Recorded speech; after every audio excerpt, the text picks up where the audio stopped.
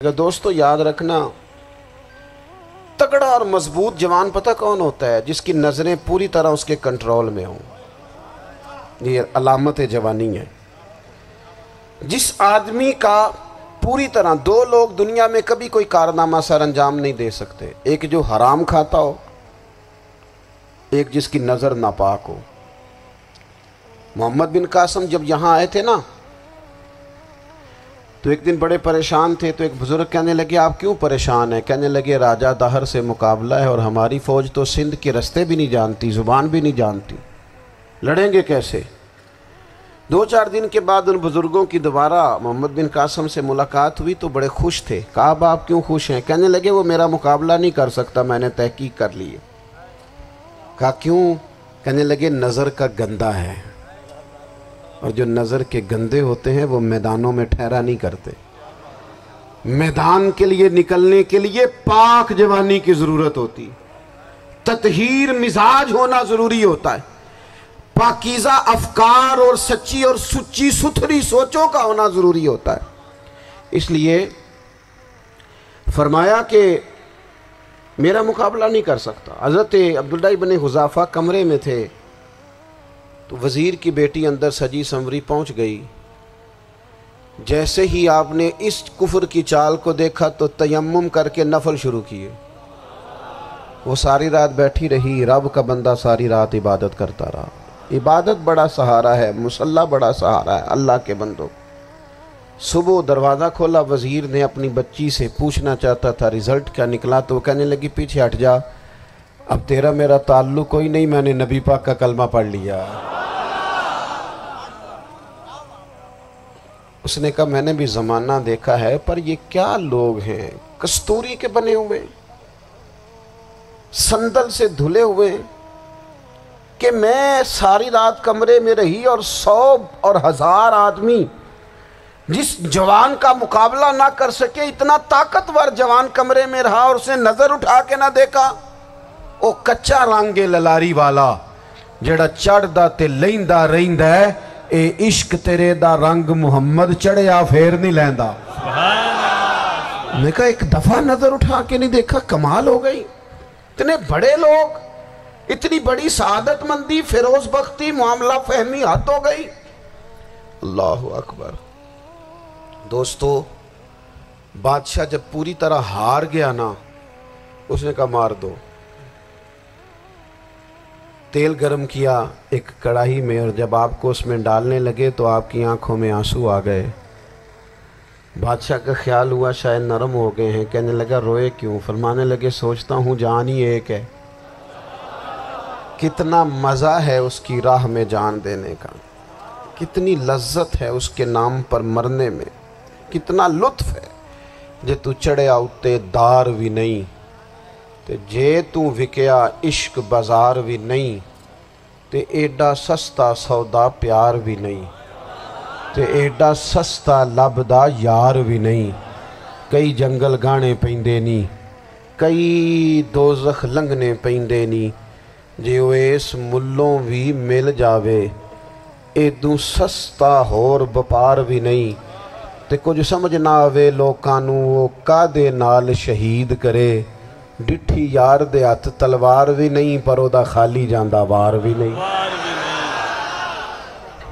کہنے لگے ایک جان ہے نا، تو دل کرتا ہے ہزاروں ہوتی تو ایک ایک کر کے محبوب کے نام پہ قربان کرتا، جب میرے پاس ہے ہی ایک، کروں کیا؟ حضرت عبداللہ ابن حذافہ رضی اللہ تعالیٰ عنہ جب روئے اور بادشاہ نے یہ بات سنی، تو بادشاہ اٹھ کے کھڑا ہو گیا، سارے وزیروں مشیروں کو کہنے لگا تم نے کہا تھا نا بندہ ضائع کرنے والا نہیں، یہ بھی ضائع کرنے والا نہیں۔ کہنے لگا میرا ماتھا چومو، تم جیسے لوگوں کو قتل نہیں کرنا چاہیے، آزاد کرنا چاہیے۔ عزیز اپنی زندگی سے نا یہ بہت زیادہ ہرس، ہوس، طمع، اور یہ کسی بات کی بھی ہو، ہرس صرف پیسوں کی نہیں ہوتی، شہرت کی بھی ہوتی ہے، یہ بیماری انسان کو اقتدار کی بھی ہوتی ہے، تعریف کی بھی بیماری ہوتی ہے، یہ سارے نقص ہوتے ہیں لوگوں کو، اور معاذ اللہ بعض جبوں کبوں کے اندر بھی ہوتے ہیں، وہاں بھی پنپتے ہیں۔ اپنی زندگی جب تک اس سادگی میں نہیں لاؤ گے جو رسول پاک نے عطا فرمائی ہے، جب لوگ آسانیوں میں پوری طرح الجھ گئے تو پھر وہ دور ہوئے اور کفر چڑھ گیا۔ دوسری بات، اللہ کے محبوب صلی اللہ تعالی علیہ وسلم کی محبت ہم سے تقاضا کرتی ہے کہ ہم اس مشن کے لیے کام کریں جس مشن کے لیے رسول پاک نے کام فرمایا ہے۔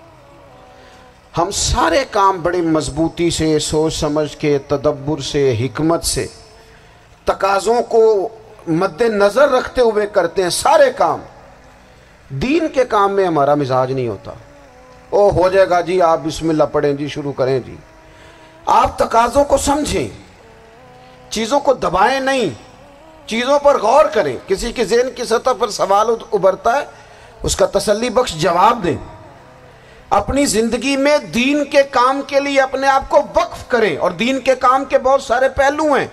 ہزاروں لوگوں کو قرآن پاک ٹھیک پڑھنا نہیں آتا، ہزارہ لوگ ہیں جو قرآن مجید کے مطالب سے آگاہ نہیں ہیں، دین کی بنیادی ضروریات سے لوگ نابلد ہیں۔ میں آپ کو کس طرح یہ بات سمجھاؤں کہ ہزاروں کی تعداد میں طلاقیں اس لیے ہوتی ہیں کہ مردوں کو طلاق کے مسئلے نہیں آتے، انہیں پتہ نہیں ہے کہ مجھے حقوق زوجین کے معاملے میں کیسے چلنا۔